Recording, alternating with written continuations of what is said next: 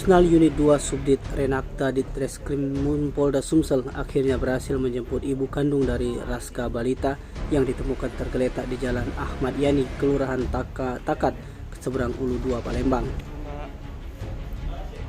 Ibu kandung dari Raska, yakni Weni Agustin, 35 tahun, ia dijemput Opsnal berada di tempat tinggalnya di satu kos yang berada di Kompleks Jakabaring Sport Center atau tepatnya di belakang kantor Bank Sumsel Babel. Tak hanya ibu kandung Raska, polisi juga menjemput orang tua yakni Abdul Hamid, warga Gang Famili Setia, Kelurahan 7 Ulu, Kecamatan Seberang Ulu 1, Palembang. Saat dimintai keterangan, Abdul Hamid menjelaskan jika bukan kali pertama putri sulungnya Weni Agustin meninggalkan anaknya. Abdul Hamid mengungkapkan jika putrinya tersebut mengalami gangguan kejiwaan semenjak pisah dari suaminya, ditambah anaknya kedua meninggal dunia pada tahun 2018 lalu. Abdul Hamid sendiri mengaku sudah kelabakan di mana dirinya sendiri berprofesi sebagai tukang ojek pengkolan yang sangat minim penghasilan.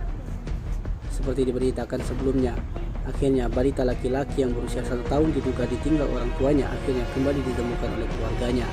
Tim Liputan Sumsel Update TV Map.